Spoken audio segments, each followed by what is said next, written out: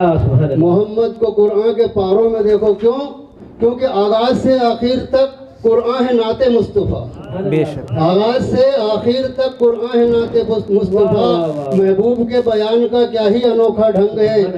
تو شاعر کہتا ہے کہ زمین پر فلک پر نہ تاروں میں دیکھو، محمد کو قرآن کے پاروں میں دیکھو، کمر کے ہو ٹکڑے پلٹ آئے سورج۔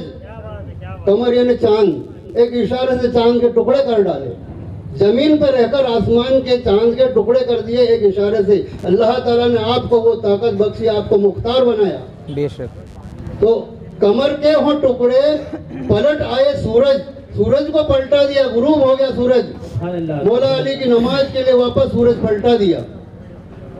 کمر کے ہوں ٹکڑے پلٹ آئے سورج، یہ قدرت نبی کے اشاروں میں دیکھو۔ اور اگر شان محبوب حق دیکھنا ہے، اگر شان محبوب حق دیکھنا ہو تو قرآن کے 30 پاروں میں دیکھو، قرآن کے 30 پاروں میں دیکھو۔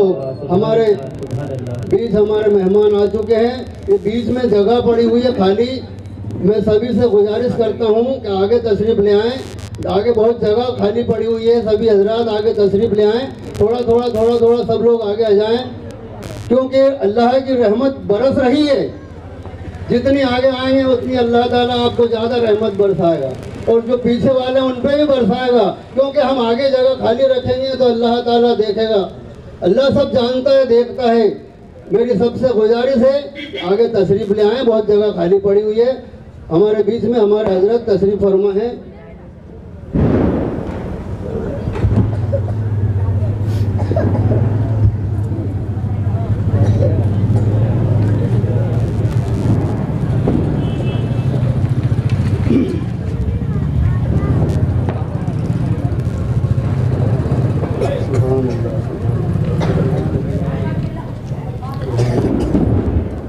وارثان محراب و منبر،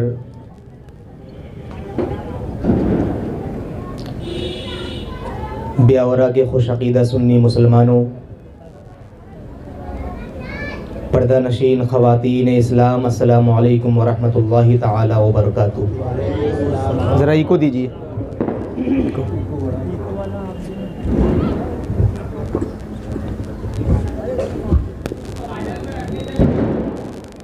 الحمدللہ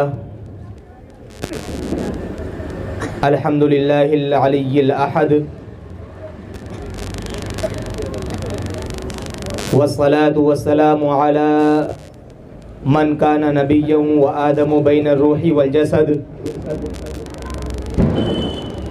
وعلى آله وأصحابه وأزواجه وعلماء ملته وشهداء أمته إلى الأبد، أما بعد، فأعوذ بالله من الشيطان الرجيم، بسم الله الرحمن الرحيم، قد جاءكم من الله نور وكتاب مبين،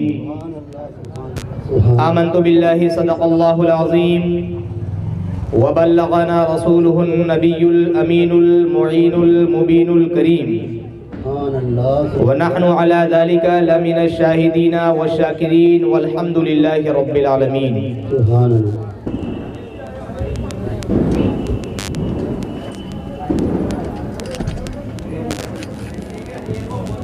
سبحان اللہ،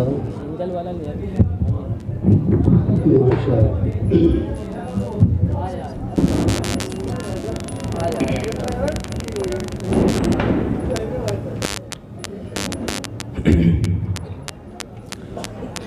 تمام مدح و ستائش اس رب ذوالجلال کے لیے جو خالق کائنات بھی ہے اور مالک شص جہاد بھی۔ تمام مدح و ستائش اس خالق ارض و سما کے لیے جو غفار الذنوب بھی ہے اور ستار العیوب بھی۔ تمام تعریف و توصیف اس رب لم یزل کے لیے کہ جس نے جناب انسان کو لقد کرمنا بنی آدم کا تاج پہنا کر اشرف المخلوقات بنایا۔ اللہ جل وعلا کی حمد و ثنا کے بعد رسول رحمت، شفیع امت، قاسم نعمت، مالک جنت، نوشہ بزم جنت، مصطفیٰ جان رحمت، شمع بزم ہدایت، آفتاب رسالت، مہتاب نبوت، آمنہ کے لال، عبداللہ کے لگتے جگر، جلیل الاختیار، غمخاروں کے غمخار، نبی الاختیار، جناب احمد مجتبی محمد مصطفیٰ صلی اللہ تعالی علیہ وسلم کی بارگاہ بے کس پناہ میں انتہائی ادب و احترام کے ساتھ، انتہائی خلوص الالہیت کے ساتھ درود شریف کی نظریں پیش کریں، پڑھیں بآواز بلند۔ من علینا ربنا اذ بعث محمدا ایدہ بایدہ ایدنا باحمدا ارسلہ مبشرا ارسلہ ممجدا صلو علیہ دائما صلو علیہ سرمدا۔ امام عشق و محبت، کنز الکرامت، جبل الاستقامت، غواص بحر معرفت، آیت من آیات اللہ، معجزت من معجزات رسول اللہ، جناب حضور سیدی سرکار اعلیٰ حضرت رضی اللہ تعالی عنہ اپنے نبی کی بارگاہ میں جب خراج عقیدت پیش کرتے ہیں، اپنے نبی کی بارگاہ میں جب اپنے عشق کا اظہار کرتے ہیں، اپنے نبی کی بارگاہ میں جب اپنی غلامی کا ثبوت پیش کرتے ہیں تو کچھ اس انداز میں پیش کر رہے ہیں: عرش حق ہے مسند رفعت رسول اللہ کی، عرش حق ہے مسند رفعت رسول اللہ کی، دیکھنی ہے حشر میں عزت رسول اللہ کی، لا ورب العرش جس کو جو ملا ان سے ملا، بڑھتی ہے کونین میں نعمت رسول اللہ کی، بڑھتی ہے کونین میں نعمت رسول اللہ کی، وہ جہنم میں گیا جو ان سے مستغنی ہوا، وہ جہنم میں گیا جو ان سے مستغنی ہوا، ہے خلیل اللہ کو حاجت رسول اللہ کی، ہے خلیل اللہ کو حاجت رسول اللہ کی، قبر میں لہرائیں گے تا حشر چشمے نور کے، قبر میں لہرائیں گے تا حشر چشمے نور کے، جلوہ فرما ہوگی جب طلعت رسول اللہ کی، جلوہ فرما ہوگی جب طلعت رسول اللہ کی، اور اے رضا خود صاحب قرآن مداح حضور، اے رضا خود صاحب قرآن مداح حضور، تجھ سے کب ممکن ہے پھر مدحت رسول اللہ کی، تجھ سے کب ممکن ہے پھر مدحت رسول اللہ کی۔ عزیزان ملت اسلامیہ، میرے خیال سے اگر یہ اس طرف والے حضرات تھوڑا آگے بڑھ جائیں تو پیچھے والے حضرات کو ذرا کھڑے ہونے میں پریشانی نہ ہوتے ہوئے بیٹھنے میں آسانی رہے گی، اور جو حضرات باہر کھڑے ہوئے ہیں میں کہتا ہوں کہ محفل میں شریک ہو جائیں تاکہ آپ کو بھی محفل میں بیٹھنے کا بھی ثواب مل جائے، سبحان اللہ سبحان اللہ، کیونکہ ذکر رسول میں آنے کا اور بیٹھنے کا دونوں کا الگ الگ ثواب دیا جاتا ہے۔ بے شک سبحان اللہ سبحان اللہ۔ تو جو بھی حضرات اس محفل میں شرکت کرنے کی نیت سے آ رہے ہیں ان سے میری بڑی ہی مؤدبانہ گزارش ہے کہ وہ محفل کے اندر شرکت فرمائیں تاکہ ایک بہترین مجمع ہمیں اور آپ کو دیکھنے کو ملے، اور الحمدللہ ہمیں سنانے میں اچھا لگے اور آپ کو سننے میں اچھا لگے۔ آپ سبھی حضرات بیدار ہیں الحمدللہ، بیاورہ کی عوام تو بیدار ہے ہی، کیونکہ میں نے حسینی مسجد میں 2 یا 3 پروگرام کر کے اس بات کا اندازہ لگا لیا ہے کہ الحمدللہ بیاورہ کے سنی مسلمانوں کے اندر آج بھی ایمان کا جذبہ تو موجود ہے۔ جب بات نبی کی آتی ہے، جب بات عشق رسول کی آتی ہے تو زبان اور دل دونوں چیزیں گواہی دیتے ہوئے نظر آتے ہیں۔ میرے عزیزو، آج الحمدللہ ہم نے کس چیز کی محفل سجائی ہے؟ آپ نے تو جو محفل کا پمفلیٹ تھا، پرچہ تھا، اس پر آپ نے دیکھ لیا ہوگا ذکر مصطفیٰ۔ سبحان اللہ، ذکر مصطفیٰ۔ میرے عزیزو، یہ آخر ذکر مصطفیٰ ہے کیا؟ 2 جملوں میں آپ سن لیں۔ ذکر مصطفیٰ وہ ہے کہ جس کی بنیاد پر آج مومنان اسلام زندہ ہیں۔ ذکر مصطفیٰ وہ ہے جس کی بنیاد پر آج ہمارے اور آپ کے دلوں میں ایمان کی روشنی جگمگا رہی ہے۔ حضرت شیخ مہدی الفاسی رحمۃ اللہ تعالی علیہ مطالعۃ المسرات شرح دلائل الخیرات میں ارشاد فرماتے ہیں کہ ذکر مصطفیٰ سن کر جس مومن کے کلیجے میں ٹھنڈ نہ پڑے، جس شخص کے دل میں ٹھنڈک نہ پڑے، تو آپ فرماتے ہیں کہ اس شخص کے سینے میں دھڑکنے والا دل کسی مومن کا ہو ہی نہیں سکتا۔ اس شخص کے دل میں دھڑکنے والا، اس شخص کے سینے میں دھڑکنے والا دل کسی مومن کا ہو ہی نہیں سکتا ہے۔ ایسا ہو ہی نہیں سکتا کہ ذکر مصطفیٰ ہو رہا ہو اور مومنوں کو, مومنی کے کلیجوں کو ٹھنڈک نہ پڑ رہی ہو. الحمدللہ مسلمان اپنے نبی کے ذکر سے, اپنے نبی کی یاد سے اپنے ایمان کو تازہ کرتے ہیں, اپنے دل کو سکون پہنچاتے ہیں. اور میرے عزیزوں, جب ربیع الاول کا چاند طلوع ہوتا ہے تو میلاد کا موسم, میلاد کی بہار آ جاتی ہے. میلاد کا موسم ہمیں اور آپ کو نظر آنے لگتا ہے. کوئی ایسا محلہ, کوئی ایسی گلی, کوئی ایسی مسجد, کوئی ایسا شہر, کوئی ایسی گلی باقی نہیں رہتی ہے جہاں پر نام محمد کے جھنڈے نہ لہرا رہے ہوں, جہاں پہ نام محمد کی جھنڈیاں نہ لہرا رہی ہو. اور کیوں نہ ہو, اعلیٰ حضرت فرماتے ہیں عرش پہ تازہ چھیڑ چھاڑ, فرش پہ طرفہ دھوم دھام, کان جدھر لگائیے تیری ہی داستان ہے, کان جدھر لگائیے تیری ہی داستان ہے. میرے عزیزوں, آج کے دور میں, آج کو جو طوفان بدتمیزی کا دور ہے, ہر شے زوال پذیر ہے, ہر شے جو ہے دھیرے دھیرے پستی کی طرف چلتی چلی جا رہی ہے.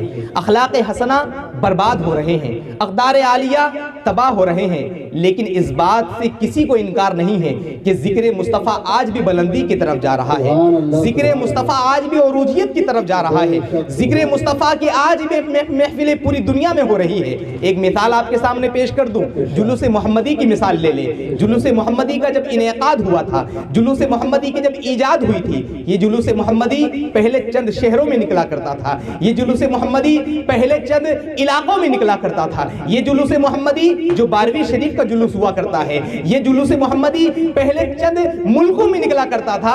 لیکن قربان جائیں ذکر مصطفیٰ پر, قربان جائیں شان مصطفیٰ پر, قربان جائیں مقام مصطفیٰ پر کہ اللہ تبارک و تعالیٰ نے آج حضور علیہ السلام کے ذکر کو اتنا بلند فرما دیا ہے کہ دنیا کے کونے کونے میں 12ویں شریف کی موقع پر جلوس محمدی نکلتا ہوا نظر آ رہا ہے.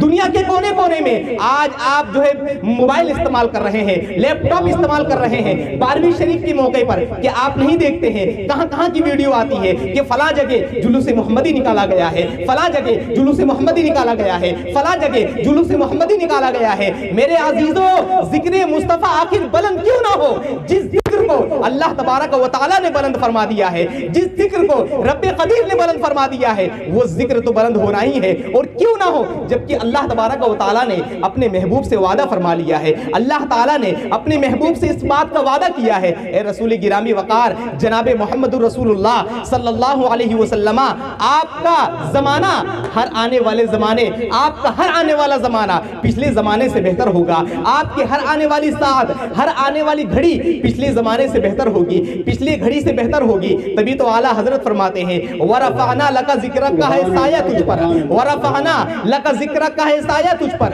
بول بالا ہے تیرا, ذکر ہے اونچا تیرا, اور مٹ گئے مٹتے ہیں مٹ جائیں گے آدھا تیرے. یا رسول اللہ, مٹتے ہیں مٹ گئے مٹ جائیں گے آدھا تیرے, نہ مٹا ہے نہ مٹے گا کبھی چرچا تیرا, نہ مٹا ہے نہ مٹے گا کبھی چرچا تیرا. اور یا رسول اللہ, آپ کی شان تو یہ ہے, آپ کی عظمت تو یہ ہے, آپ کا مرتبہ تو یہ ہے, آپ کا مقام تو یہ ہے, تو گھٹائے سے کسی کے کیا گھٹے, تو گھٹائے سے کسی کے نہ گھٹا ہے نہ گھٹے, جب بڑھائے تجھے اللہ تعالیٰ تیرا, جب بڑھائے تجھے اللہ تعالیٰ تیرا. میرے عزیزوں, جب محفل میلاد ہوتی ہے اور 12ویں شریف کا موقع آتا ہے تو گلیوں کو سجایا جاتا ہے, محلوں کو سجایا جاتا ہے, لیکن آقا صلی اللہ علیہ وسلم کی محبت دیکھو. ہم نے ان نوجوانوں کو بھی دیکھا ہے جو نوجوان صحیح طرح سے اپنے گھر میں کام نہیں کرتے ہیں, ایک گلاس پانی جو ہے خود سے نہیں پی سکتے ہیں, لیکن جب 12ویں شریف کو محلے سج رہے ہوتے ہیں, گلیاں سج رہی ہوتی ہے, تو ان نوجوانوں کو بھی دیکھا گیا ہے ساری کی ساری رات محلوں کو سجانے میں لگے رہتے ہیں, ساری کی ساری رات محلے کو ڈیکوریٹ کرنے میں لگے رہتے ہیں.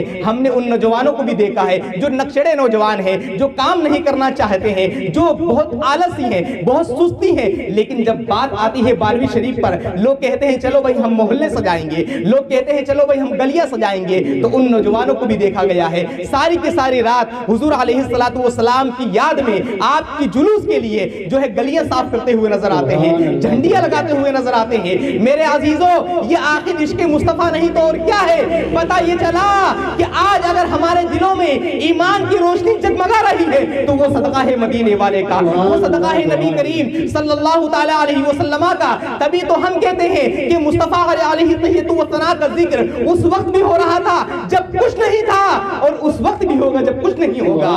اعلیٰ حضرت تبھی فرماتے ہیں مٹ گئے مٹتے ہیں مٹ جائیں گے دشمن تیرے, نہ مٹا ہے نہ مٹے گا کبھی چرچا تیرا. نعرہ رسالت, نعرہ رسالت, علماء اہل سنت, علماء اہل سنت. سبحان اللہ. نہ مٹا ہے نہ مٹے گا کبھی چرچا تیرا. میرے عزیزوں, جب محفل میلاد ہوتی ہے تو آخر یہ لائٹنگ کرنے کی ضرورت کیا ہے؟ آخر عطر لگانے کی ضرورت کیا ہے؟ آخر نیا کپڑا پہننے کی ضرورت کیا ہے؟ آخر دوست و احباب کو بلانے کی ضرورت کیا ہے؟ آخر کار یہ سب چیزیں کرنے کی ضرورت کیا ہے؟ سنی مسلمانوں کا عجیب حال ہے.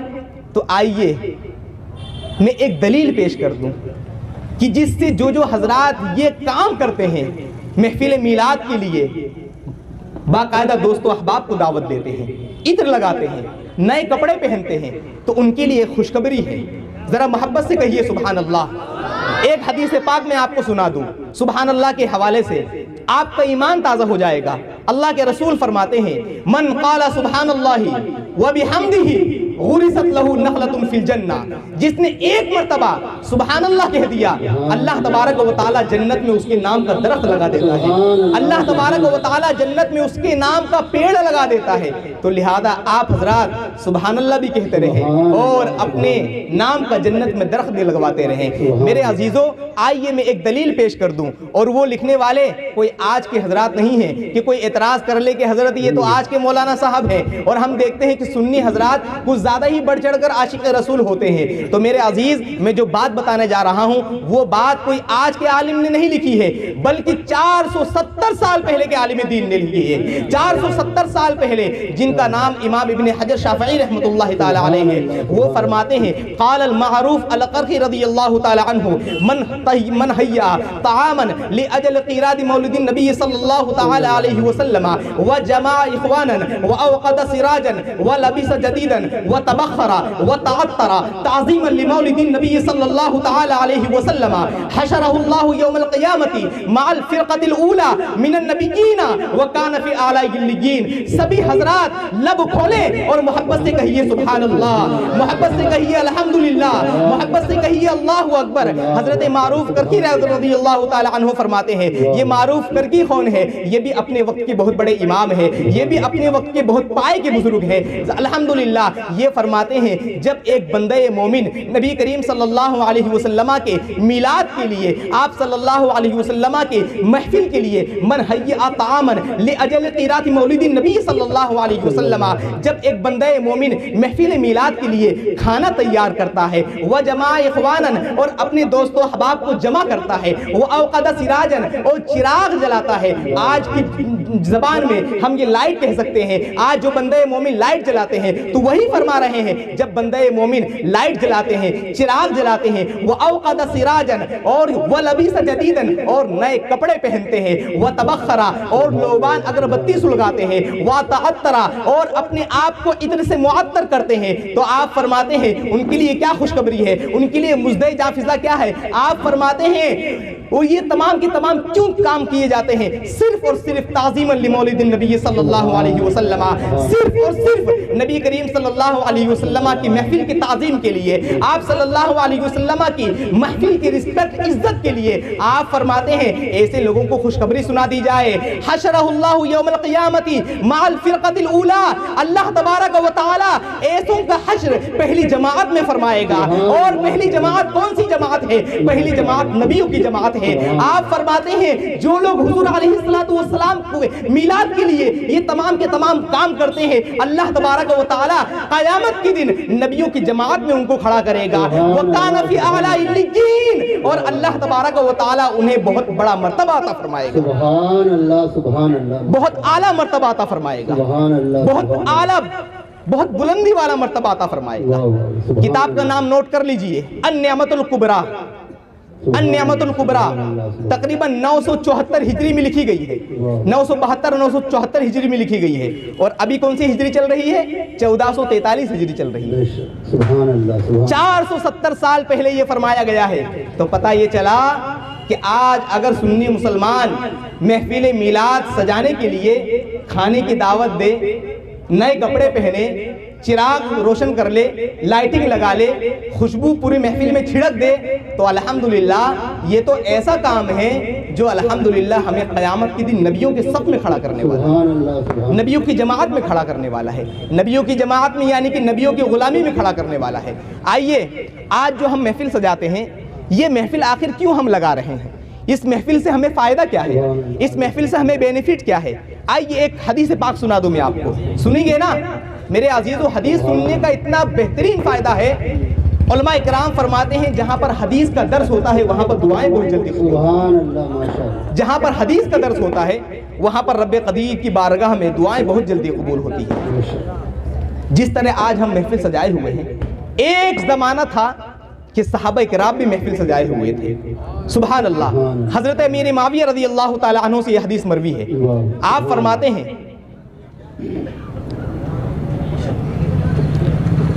نبی کریم صلی اللہ تعالی علیہ وسلم، حضور صلی اللہ تعالی علیہ وسلم کا گزر صحابہ کرام کے ایک حلقے سے ہوا، صحابہ کرام کی ایک جماعت سے ہوا۔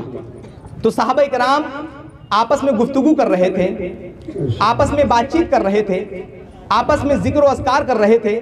سبھی حضرات یہاں پر توجہ فرمائیں، درود شریف پڑھیں، صلی اللہ تعالی علی النبی الامی وآلہ صلی اللہ علیہ وسلم، صلاۃ و سلام علیک یا رسول اللہ صلی اللہ علیہ وسلم۔ تھوڑا آگے بھی تشریف لے آئیں، پیچھے کچھ آگے بھی آ جائیں، آپ لوگ آگے آ جائیے، اور آگے جگہ خالی ہے، تھوڑا تھوڑا آگے تشریف لے آئیں، آگے آ جائیے، آگے آ جائیے۔ سبحان اللہ، ماشاء اللہ، سبحان اللہ۔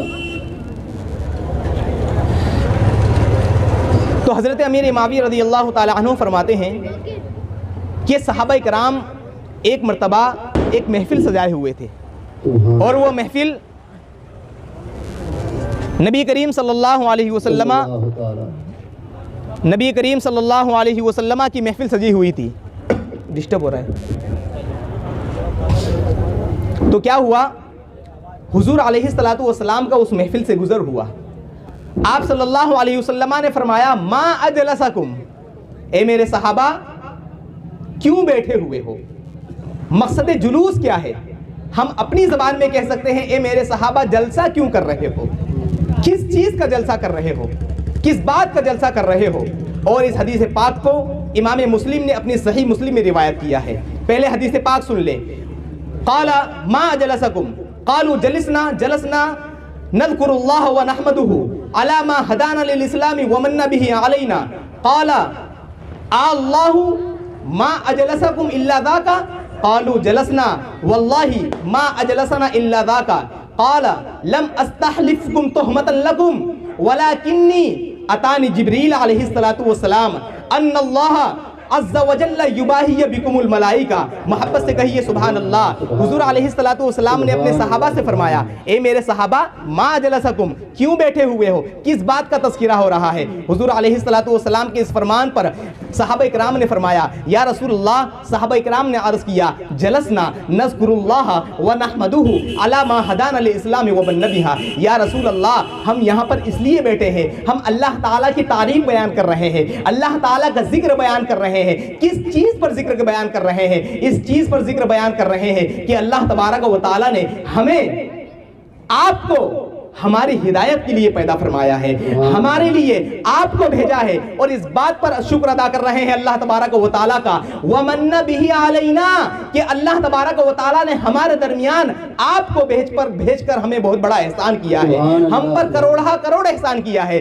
میرے عزیزو، جب نبی کریم صلی اللہ علیہ وسلم نے صحابہ کرام کی اس بات کو سنا تو آپ نے فرمایا کیا صحابہ کرام، کیا تم اس بات پر قسم اٹھا سکتے ہو کہ تم اسی لیے بیٹھے ہو؟ صحابہ کرام نے فرمایا واللہ ما جلسنا الا ذاکا، یا رسول اللہ ہم اس بات پر قسم اٹھا سکتے ہیں، قسم خدا کی ہم اسی لیے بیٹھے ہیں اور اسی بات پر اللہ تعالیٰ کی تعریف کر رہے ہیں کہ اللہ تعالیٰ نے آپ کو ہمارے درمیان بھیج کر ہم پر احسان کیا ہے۔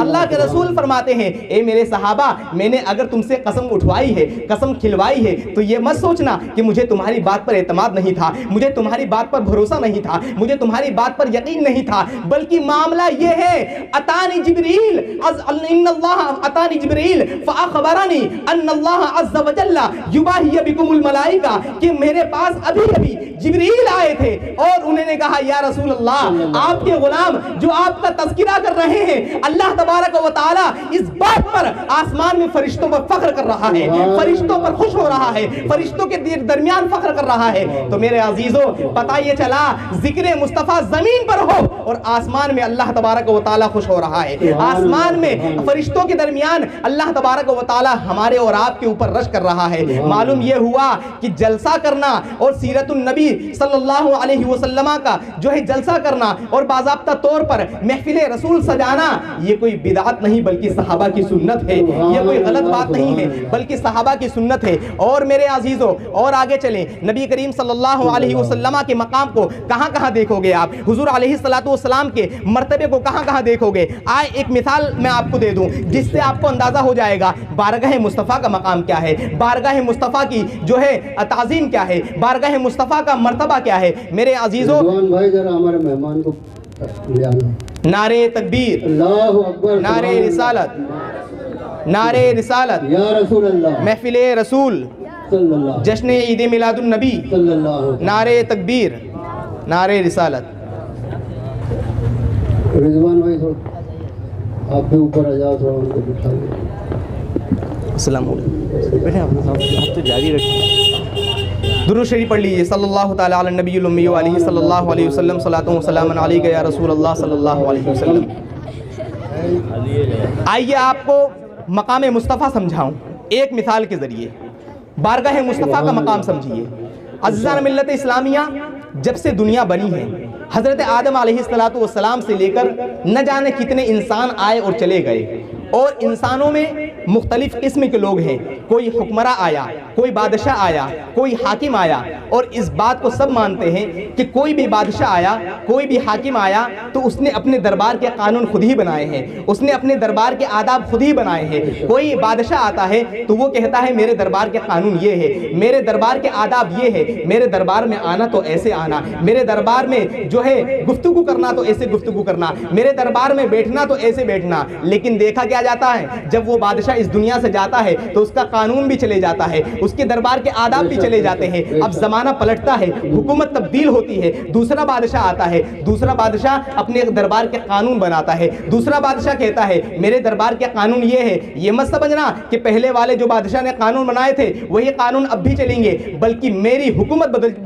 میں اب حکومت بدلی ہے تو بادشاہ بھی بدل گیا ہے، حکومت بدلی ہے تو شہنشاہ بھی بدل گیا ہے۔ میرے عزیزوں، نبی کریم صلی اللہ علیہ وسلم کے مقام سمجھانے کے لیے یہ مثال پیش کر رہا ہوں۔ جب کوئی بادشاہ آتا ہے تو وہ اپنے دربار کے قانون خود بناتا ہے، اپنے دربار کے آداب خود مرتب کرتا ہے، لیکن دیکھا یہ جاتا ہے جب وہ بادشاہ جاتا ہے تو اس کے قانون بھی چلے جاتے ہیں، جب وہ بادشاہ جاتا ہے تو اس کے آداب بھی چلے جاتے ہیں، جب وہ بادشاہ جاتا ہے تو اس کی جو ہے قانون سے جو فہرست مرتب کی تھی وہ بھی چلے جاتی ہے۔ اور کیا ہوتا ہے، لیکن ایک بات اور قابل غور ہے، جو بادشاہ ہوتا ہے وہ اپنا قانون انسانوں پر ہی چلاتا ہے۔ کہیں آپ نے یہ نہیں سنا ہوگا کہ فلاں حاکم کا قانون جنوں پر چل گیا ہے، فلاں بادشاہ کا قانون جو ہے دریاؤں پر چل گیا ہے، فلاں بادشاہ کا قانون پہاڑوں پر چل گیا ہے، بلکہ انسانی بادشاہ انسانوں پر ہی اپنا قانون چلاتا ہے۔ میرے عزیزوں اور آگے چلیں، ہوتا کیا ہے جب بادشاہ گیا تو اس کے قانون بھی چلے گئے، لیکن آئیے ایک دربار میں آپ کو ایسا بتاؤں، ایک دربار میں آپ کو ایسا بتاؤں جو اسی آسمان کے نیچے ہے، اسی دھرتی کے اوپر ہے، جو الحمدللہ دربار کسی کا ہے اور قانون کوئی اور بنا رہا ہے، دربار کسی کا ہے اور دربار کے آداب کوئی اور مرتب کر رہا ہے۔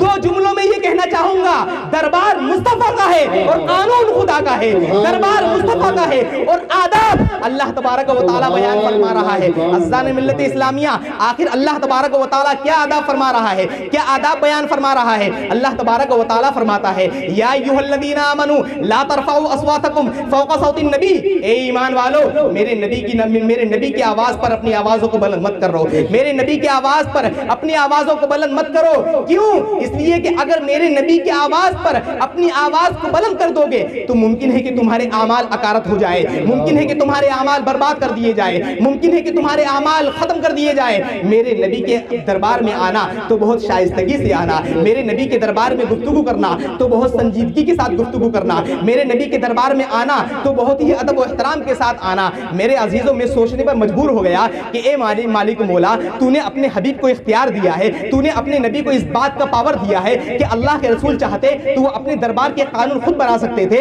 اپنے دربار کے قانون جو ہے خود مرتب کر سکتے تھے، لیکن اے مالک مولا، دربار مصطفیٰ کا ہے اور قانون تو بنا رہا ہے، آخر اس میں حکمت کیا ہے؟ آخر اس میں جو ہے ریزن کیا ہے؟ تو میرے عزیزوں، رب قدیر اللہ تبارک و تعالیٰ نے جو رب قدیر نے نبی کریم صلی اللہ علیہ وسلم کے بارگاہ کے آداب بیان فرمائے ہیں، اس کی حکمت یہ ہے کہ اگر نبی کریم صلی اللہ علیہ وسلم اپنے دربار کے قانون بناتے تو وہ حدیث کہلاتی، وہ حدیث کہلاتی، اور وہ حدیث کہلاتی، اور زمانے کے بدلنے کے ساتھ ساتھ لوگ حدیثوں میں رد و بدل کرتے رہتے ہیں، راویوں کے اختلاف کی بنیاد پر جو ہے چل چھوڑو درود شریف پڑھیے صلی اللہ تعالی علی نبی الامی وآلہ صلی اللہ علیہ وسلم صلاۃ و سلام علیک یا رسول اللہ صلی اللہ علیہ وسلم۔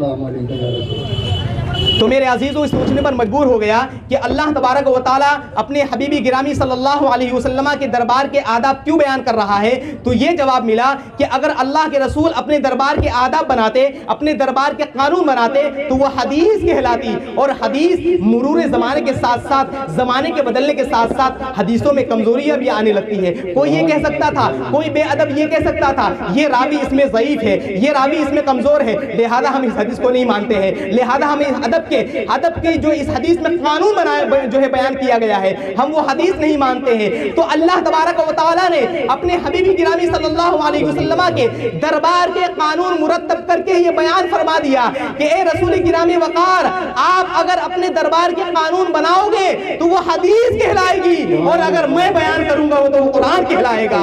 حدیث کو کوئی جھٹلا سکتا ہے لیکن قرآن کو کوئی جھٹلا نہیں سکتا ہے، قرآن کو کوئی جھٹلا نہیں سکتا ہے۔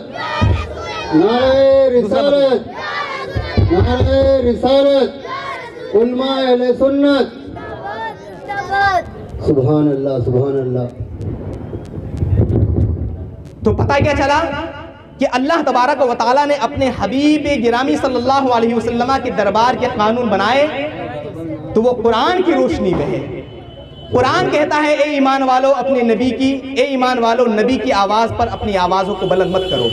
اور ایک اور نقطہ میں آپ کے سامنے پیش کر دوں کہ حضور علیہ السلام قانون بناتے، اللہ تبارک و تعالیٰ نے طاقت عطا فرمائی کہ آپ کو قانون بنانے کی، تو آپ کا قانون انسانوں پر چلتا، آپ کا قانون جمیع انسانوں پر چلتا، لیکن اللہ تبارک و تعالیٰ فرما رہا ہے اے رسول گرامی وقار، جب میں قانون بناؤں گا تو میرا قانون صرف انسانوں پر نہیں بلکہ جنوں پر بھی چلے گا، میرا قانون صرف جنوں پر نہیں بلکہ شمس و قمر پر بھی چلے گا، شجر و حجر پر بھی چلے گا، نباتات و جمادات پر بھی چلے گا، اسی پر بس نہیں بلکہ 18,000 مخلوقات پر چلے گا۔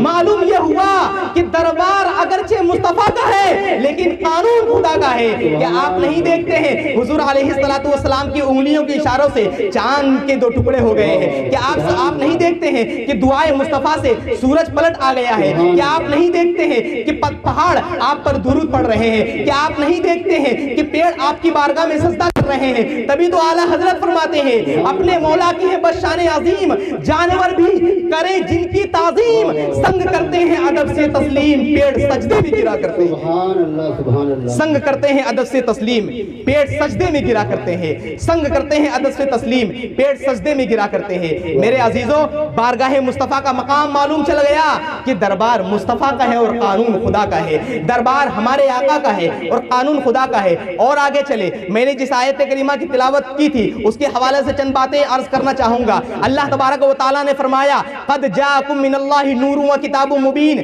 کہ تحقیق، قد یہ برائے تحقیق کے لیے ہے، برائے جو ہے بات کو مضبوط کرنے کے لیے ہے، بات کو پختہ کرنے کے لیے ہے۔ قد جاءکم من اللہ نور و کتاب مبین، کہ اے لوگو تمہارے پاس اللہ کی طرف سے نور اور روشن کتاب آ گئی۔ مفسر اکرام فرماتے ہیں یہاں پر نور سے ہمارے آقا صلی اللہ علیہ وسلم مراد ہے، اور کتاب سے قرآن عظیم مراد ہے۔ تبھی تو اعلیٰ حضرت فرماتے ہیں صبح طیبہ میں ہوئی بٹتا ہے باڑا نور کا، صدقہ لینے نور کا آیا ہے تارا نور کا۔ اور اعلیٰ حضرت کا عشق تو اتنا آگے بڑھ گیا کہ حضور علیہ السلام کو تو آپ نے نور کہا ہی، اور آپ کی آل میں جو ہے اس کو بھی آپ نے نور کہہ دیا۔ اعلیٰ حضرت فرماتے ہیں تیری نسل پاک میں ہے بچہ بچہ نور کا، تو ہے آئین نور تیرا سب گھرانہ نور۔ سبحان اللہ سبحان اللہ، نعرہ رسالت، نعرہ رسالت، نعرہ رسالت، علماء اہل سنت، علماء اہل سنت زندہ باد۔ تو ہے آئین نور تیرا سب گھرانہ نور کا۔ تو میرے عزیزو یہاں پر ایک سوال ہو سکتا ہے کہ اللہ تبارک و تعالی نور اور کتاب کا ذکر ایک ہی ساتھ فرما رہا ہے، نور کا ذکر کہیں اور کر سکتا تھا، کتاب کا ذکر کہیں اور کر سکتا تھا، لیکن مفسرین اکرام نے اس کی مختلف توجیحات بیان فرمائی ہے، مختلف ریزنز بیان فرمائے ہیں، مختلف وجوہات بیان فرمائی ہے۔ ان میں سے ایک وجہ یہ ہے اللہ تعالیٰ نے نور اور کتاب کا ذکر کیوں فرمایا ہے؟ نور کا مطلب ہوتا ہے روشنی، نور کا مطلب ہوتا ہے چراغ۔ تو میرے عزیز آپ جانتے ہیں کتاب پڑھنے کے لیے نور کی ضرورت ہوتی ہے، کتاب پڑھنے کے لیے روشنی کی ضرورت ہوتی ہے، کتاب پڑھنے کے لیے لائٹ کی ضرورت ہوتی ہے، کتاب کا مطالعہ کرنے کے لیے، کتاب کی اسٹڈی کرنے کے لیے، کتاب ریڈ کرنے کے لیے روشنی کی ضرورت ہوا کرتی ہے، چراغ کی ضرورت ہوا کرتی ہے۔ تو پتہ یہ چلا کہ حضور علیہ السلام بھی نور ہے۔ اگر حضور کو سمجھنا ہے تو قرآن عظیم کو سمجھنا ہوگا، اگر حضور کو سمجھنا ہے، حضور کی معرفت حاصل کرنی ہے تو قرآن کریم کا علم حاصل کرنا ہوگا۔ جب قرآن کریم کو ہم دیکھتے ہیں ہم کہتے ہیں اے قرآن تو ہی بتا دے ہمارے نبی کریم صلی اللہ علیہ وسلم کیسے ہیں، حضور علیہ السلام کی زبان کا عالم کیا ہے؟ تو قرآن کہتا ہے وما ينطق عن الهوى ان هو الا وحی یوحى۔ ہم نے قرآن سے کہا اے قرآن ذرا تو یہ بتا ہمارے نبی کریم صلی اللہ علیہ وسلم کی زلف مبارک کیسی تھی، آپ صلی اللہ علیہ وسلم کی بہویں مبارک کیسی ہے، آپ صلی اللہ علیہ وسلم کی مونچھیں مبارک کیسی ہے، آپ صلی اللہ علیہ وسلم کا یتیموں کے ساتھ کیسا معاملات تھا، کیسے معاملات تھے، آپ صلی اللہ علیہ وسلم کا مرتبہ کیا ہے؟ تو قرآن کریم کہتا ہے وَالضُّحَى وَاللَّيْلِ إِذَا سَجَى مَا وَدَّعَكَ رَبُّكَ وَمَا قَلَى وَلَلْآخِرَةُ خَيْرٌ لَكَ مِنَ الْأُولَى وَلَسَوْفَ يُعْطِيكَ رَبُّكَ فَتَرْضَى أَلَمْ يَجِدْكَ يَتِيمًا فَآوَى وَوَجَدَكَ ضَالًّا فَهَدَى وَوَجَدَكَ عَائِلًا فَأَغْنَى فَأَمَّا الْيَتِيمَ فَلَا تَقْهَرْ وَأَمَّا السَّائِلَ فَلَا تَنْهَرْ۔ ہم نے قرآن سے کہا اے قرآن ذرا یہ تو بتا ہمارے نبی کریم صلی اللہ علیہ وسلم کے سینہ مبارک کیا عالم کیا تھا، آپ صلی اللہ علیہ وسلم کے ذکر مبارک کا عالم کیا ہے؟ قرآن کہتا ہے الم نشرح لک صدرک ووضعنا عنک وزرک الذی انقض ظہرک ورفعنا لک ذکرک۔ ہم نے پوچھا اے قرآن تو حضور علیہ السلام کے لیے ایک جو ہے کتاب بن کر آیا ہے، حضور علیہ السلام کی تعریف کر رہا ہے، ذرا یہ تو بتا دے حضور علیہ السلام کا سفر کیسا ہے؟ قرآن کہتا ہے سبحان الذی اسری بعبدہ لیلا من المسجد الحرام الی المسجد الاقصی۔ ہم نے قرآن سے کہا اے قرآن ذرا یہ تو بتا حضور علیہ السلام کی کثرت کیسی ہے؟ قرآن کہتا ہے انا اعطیناک الکوثر فصل لربک ونحر ان شانیک هو الابتر۔ ہم نے قرآن سے کہا اے قرآن ذرا یہ تو بتا ہمارے نبی کی رسالت کا عالم کیا ہے؟ قرآن کہتا ہے انی رسول اللہ الیکم جمیعا۔ ہم نے قرآن سے کہا اے قرآن ذرا یہ تو بتا دے حضور علیہ السلام کے جو ہے ان کی نبی کریم صلی اللہ علیہ وسلم کی زبان کا عالم کیا ہے؟ قرآن کہتا ہے وما ينطق عن الهوى ان هو الا وحی یوحى۔ ہم نے کہا اے قرآن ذرا یہ تو بتا دے ہمارے نبی کے علم کا عالم کیا ہے؟ قرآن کہتا ہے وعلمک ما لم تکن تعلم وکان فضل اللہ علیک عظیما۔ میرے عزیزو کہیں قرآن کریم نے ہمارے آقا کو ہمارے نبی کو طٰہٰ کہا ہے، کہیں قرآن نے ہمارے نبی کو یاسین کہا ہے، کہیں قرآن نے ہمارے نبی کو یا ایھا المزمل کہا ہے، کہیں قرآن نے ہمارے نبی کو یا ایھا المدثر کہا ہے۔ میرے عزیزو ہم نے یہ کہا اے قرآن ذرا یہ تو بتا دے حضور علیہ السلام کی صلابہ کا عالم کیا ہے؟ قرآن کہتا ہے قد جاءکم من اللہ نور و کتاب مبین۔ سبحان اللہ سبحان اللہ، نعرہ رسالت، نعرہ رسالت، نعرہ رسالت، علماء اہل سنت، عشق و محبت، عشق و محبت، اعلیٰ حضرت عشق و محبت، عشق و محبت، سبحان اللہ سبحان اللہ۔ قرآن کہتا ہے تم اپنے نبی کو جاننا چاہتے ہو، تمہارے نبی تو نور ہے، اللہ تعالیٰ نے تمہارے نبی کو اپنے نور سے پیدا فرمایا ہے۔ قد جاءکم من اللہ نور و کتاب مبین، تحقیق کہ تمہارے پاس اللہ کی طرف سے نور اور روشن کتاب آ گئی۔ بے شک سبحان اللہ۔ آخری بات میں کہنا چاہوں گا ارشاد۔ میرے عزیزوں محفل رسول ہم کر رہے ہیں، بہت اچھی بات ہے، اور اللہ تعالیٰ کا ہم پر کروڑہ کروڑ احسان ہے کہ ہم اس کے حبیب کی محفل کر رہے ہیں۔ جس نبی کا ذکر اللہ تعالیٰ فرشتوں کے درمیان فرمائیں، اگر اس نبی کا ذکر ہم اپنے درمیان کر لیں تو یہ تو ہمارے لیے بڑے فخر کی بات ہے۔ لیکن میرے عزیزوں، بیانات ہم سنتے ہیں، لیکن یہ بیانات کا سلسلہ کب تک چلتا رہے گا؟ کب عمل کرنے کا سلسلہ شروع ہوگا؟ بیانات کا سلسلہ تو چلتا رہتا ہے، لیکن میرے عزیزوں آج ضرورت ہے اس بات کی ہم عمل کریں، کیونکہ ہمیں انتقال تو کرنا ہی ہے، جانا تو ہے ہی اس دنیا سے، ٹھیک؟ تو کیوں ہم اپنی آخرت کو بھی سنوار کر جائیں؟ اس بات میں تو کسی کا شک نہیں ہے کہ الحمدللہ ہم نے جس نبی سے محبت کی ہے، قیامت کے دن وہ نبی ہمیں اپنی ردائے رحمت میں چھپائے، اس میں تو کوئی شک نہیں ہے۔ لیکن جس نبی سے ہم محبت کر رہے ہیں، یہ اسی نبی کا فرمان ہے نا کہ اے لوگوں نمازوں کی پابندی کرو، یہ اسی نبی کا فرمان ہے نا کہ اے لوگوں اچھے اعمال کرو۔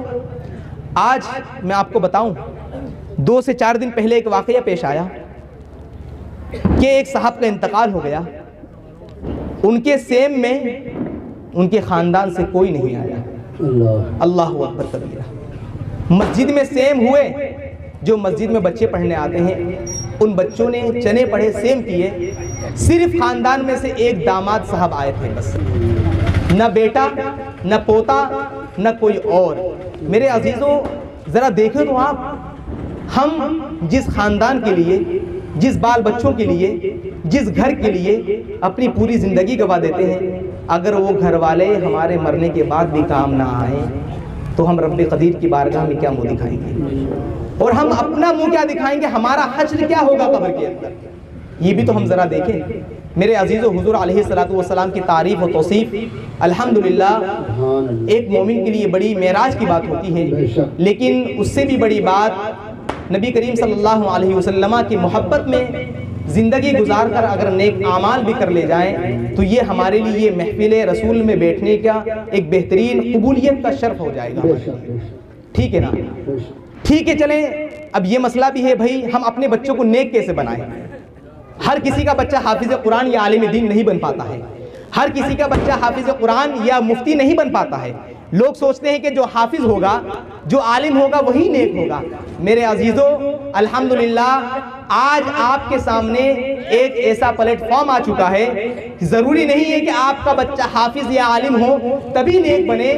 آپ کا بچہ اگر صرف وہ مدنی قافلے میں چلے جائے تب بھی وہ نیک اور دیندار تو بن ہی جائے گا۔ سبحان اللہ، سبحان اللہ۔ دعوت اسلامی اور سنی دعوت اسلامی، ان دونوں تحریکوں نے آپ کے سامنے ایک ایسا پلیٹ فارم دے دیا ہے کہ اگر آپ نے ان کے قافلوں میں اپنے بچوں کو ڈال دیا تو میں یہ تو نہیں کہہ سکتا ہوں کہ آپ کا بچہ عالم بن جائے گا، میں یہ تو نہیں کہہ سکتا ہوں کہ آپ کا بچہ مفتی بن جائے گا، لیکن اس بات کی گارنٹی ضرور لیتا ہوں کہ آپ کا بچہ دیندار تو ضرور بن جائے گا۔ سبحان اللہ، سبحان اللہ، بے شک آپ کا بچہ دیندار ضرور بنے گا۔ وہ کوئی اور تحریکیں ہوں گی جو صرف اللہ اللہ کرتی ہوں گی، لیکن الحمدللہ دعوت اسلامی وہ عظیم تحریک ہے جو اپنے ملنے جلنے والوں کو اور اپنے مدنی قافلے میں سفر کرنے والوں کو اولیاء کرام کی محبت کا بھی جام پلاتی ہے، نبیوں کی محبت کا بھی جام پلاتی ہے، اور اللہ تعالیٰ سے بھی قریب کر کے رکھ دیتی ہے۔ میرے عزیزوں، اگر ہم چاہتے ہیں کہ ہمارے بچے ولیوں سے بھی قریب رہیں، ہمارے بچے نبیوں سے قریب رہیں، ہمارے بچے اللہ تعالیٰ سے بھی قریب رہیں، اور سب سے بڑی بات یہ ہے ہمارے بچے ہمارے مرنے کے بعد ہمارے لیے دعائے مغفرت کریں، ہمارے لیے قرآن عظیم کی تعلیم جو ہے قرآن عظیم کی تلاوت کریں، تو میرے عزیزوں یہ آپشن آپ کبھی ہرگز نہ گواؤ کہ اگر آپ کے بچے اس لائق ہیں تو آپ اپنے بچوں کو مدنی قافلے میں سفر کے لیے بھیج دو۔ انشاءاللہ جب وہ مدنی قافلے میں سفر سے واپس آئے گا تو دیکھنا اس کی زندگی میں انقلاب برپا ہو جائے گا۔ وہ نوجوان جو اپنے ماں باپ کو گالیاں بکا کرتا تھا، جب وہ مدنی قافلے سے واپس آئے گا تو اپنے ماں باپ کے ہاتھ چومتا ہوا نظر آئے گا۔ وہ نوجوان جو اپنی ماں باپ کی خدمت سے گریز کیا کرتا تھا، جب وہ مدنی قافلے سے واپس آئے گا تو اپنے ماں باپ کے پاؤں دبائے گا، کبھی ہاتھ دبائے گا، کبھی سر دبائے گا۔ میرے عزیزوں، آج آپ کے سامنے بہت بہترین پلیٹ فارم ہے، اور وہ پلیٹ فارم دعوت اسلامی اور سنی دعوت اسلامی ہے۔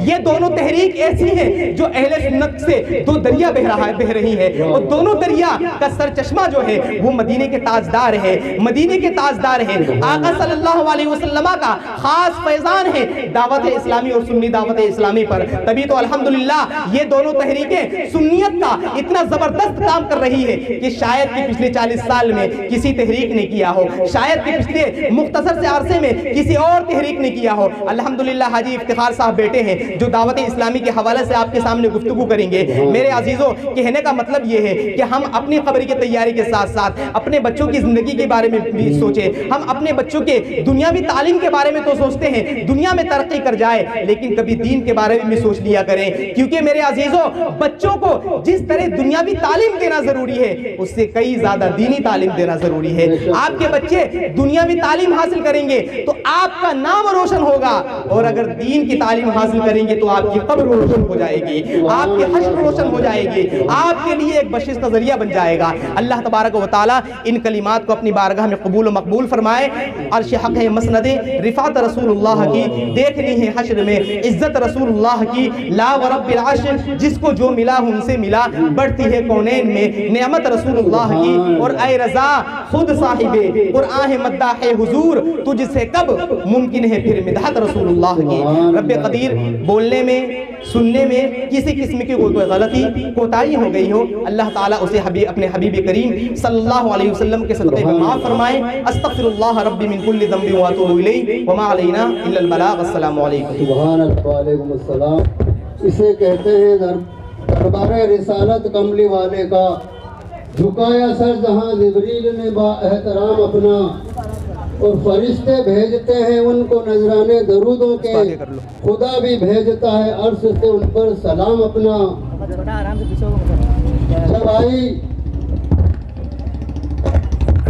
جب آئی داور محشر کے آگے بات بخشش کی، جب آئی داور محشر کے آگے بات بخشش کی، بنایا سارے